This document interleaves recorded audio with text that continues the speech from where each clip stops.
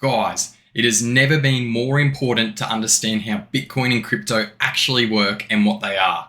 Why? Well, look at what Bitcoin has done in the last 7 days, going from around 68,000 all the way up to 89,000. That's a 30% increase in the last 7 days. And BlackRock, the biggest money manager in the world that your super fund buys shares of, has just bought 1.1 billion US dollars worth of Bitcoin in a single day. And the US government plans to buy 1 million Bitcoin over the next 5 years. Guys, I hope you can hear the desperation in my voice and I don't want you to miss out. So at the end of this video, I guarantee you will fully understand what Bitcoin and crypto are. My friend Ned Kelly will be asking the questions you guys are probably thinking. So to understand what Bitcoin is, we need to start with when, who, how, and why. All right then, Aussie Money Man. When was Bitcoin created? Bitcoin was created in 2009. Why is this important? Well, 1 year earlier in 2008 was the GFC, where many banks and governments were so reckless with money, handing out loans to people without checking, that it led to one of the worst crashes ever. Many people lost their jobs or houses and a lot of money. Why is that important? Well, the creator of Bitcoin wanted to create a global money so that one country's mistake, like in 2008, wouldn't financially hurt so many people. The GFC happened because money was centralized around the bank.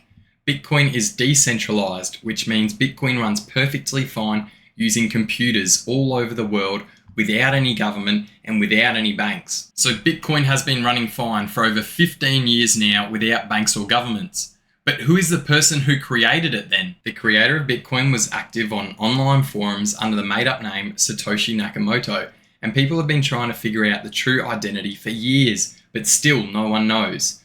Why is this important? Well, people trust Bitcoin because it's not controlled by anyone. Okay, so someone unknown created Bitcoin, and that's a good thing because it means no one controls it.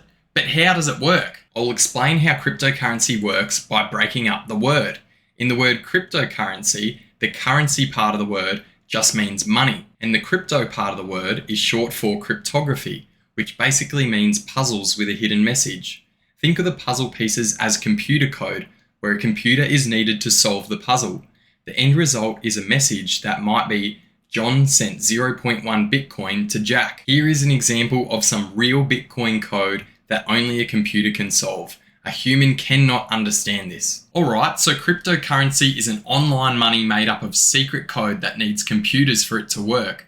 But what is the difference between the word cryptocurrency and Bitcoin? If you think of cryptocurrency as an umbrella, Bitcoin was the first, but there's also Ethereum, Solana, Dogecoin, and many others. Okay, so Bitcoin is a cryptocurrency, but there are many other cryptocurrencies.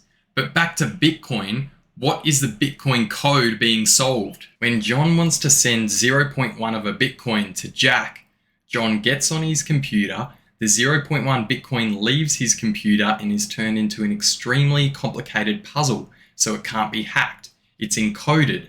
And then it arrives at a Bitcoin mining computer, which solves the puzzle or the code, verifies the transaction, then sends the Bitcoin to Jack's Bitcoin account. So Bitcoin mining is a computer that can verify Bitcoin transactions. But why does a transaction have to be turned into a puzzle? It seems like an unnecessary extra step. Well, this puzzle here is what makes Bitcoin so secure. The chance of guessing this puzzle using computers, therefore getting into someone's Bitcoin account, is about the same chance as winning the Powerball 9 times in a row. Wow, so Bitcoin is extremely secure. Can anyone mine Bitcoin? People used to mine Bitcoin on phones and laptops, but these days many people have proper mining computers that cost thousands to millions of dollars.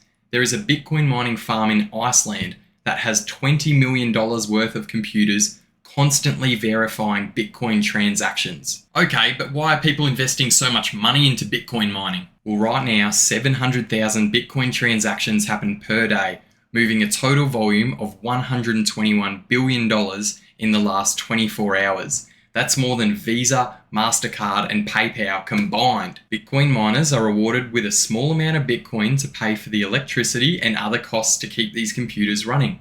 On a side note, I've personally tried Bitcoin mining, but don't recommend it unless you have hundreds of thousands of dollars to spend on computer parts. The average person just doesn't make a profit. Okay, so just to recap, Bitcoin has been running for the last 15 years without any issues. It has an unknown creator, which is good for people to trust it. It's decentralized, meaning banks and governments can't control it. Bitcoin is a cryptocurrency, but there are other cryptocurrencies.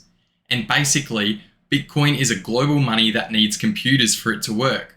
My question now is, how is Bitcoin different to the money I have in my bank account or in cash? A massive problem that has affected the cost of everything lately is inflation. To help people financially during COVID, governments handed out trillions of dollars out of thin air. Unfortunately, in doing this, the money is worth less because everyone has more of it. So the price of houses, food, and living went up. This photo shows the exact same house on the exact same piece of land with no renovations. Because governments can make money out of thin air, the price of the house goes from $288,000 up to $434,000. What do I mean by making money out of thin air? Well, governments control how much money is circulating in a country. Look at this graph that shows all of the US dollars that exist at a certain point in time. You can see after 2008 that the curve steepens, which shows more money has flowed into the system, which is why your weekly groceries 10 years ago costed half of what they cost today. There is nothing to stop the government tomorrow printing another $1 trillion, and this steep curve will continue. This is the problem with the US dollar and Australian dollar and many more, is that it's unlimited. What this means is if you're the person who's worked really hard and saved up $50,000 for a deposit for a house, that $50,000 might only be half a deposit for the same house in a few years. This is because of inflation and unlimited money made by our government. This scares me a lot, and it should scare you too.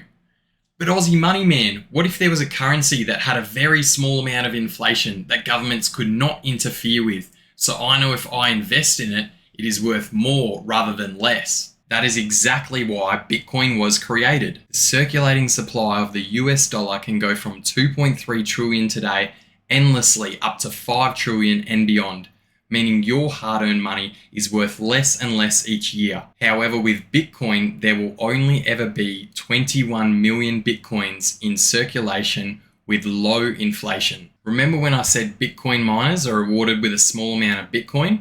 Well, that is where new Bitcoins are created, and that's what makes up Bitcoin's inflation. As you can see in this graph, Bitcoin's inflation gets cut in half every 4 years, which is known as the Bitcoin halving.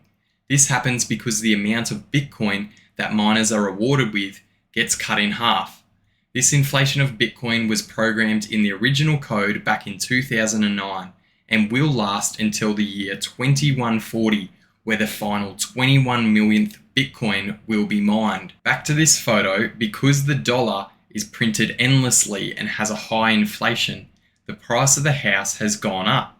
But when you look at Bitcoin with a limited supply and low inflation, the price in terms of Bitcoin has gone down. You're now probably thinking, but I don't have $68,000 to buy a full Bitcoin. Well, you can buy $1, $10, or whatever you like. You just receive a fraction of a coin. Here I am on a popular Aussie exchange called SwiftX buying $10 worth of Bitcoin. We place the order and done. I now own 0.00009471 of a Bitcoin. A downside of crypto is that there are scammers and exchanges that try to steal your money. That's why in the next video, we will be learning how to safely buy, hold, and sell Bitcoin and other cryptocurrencies in Australia.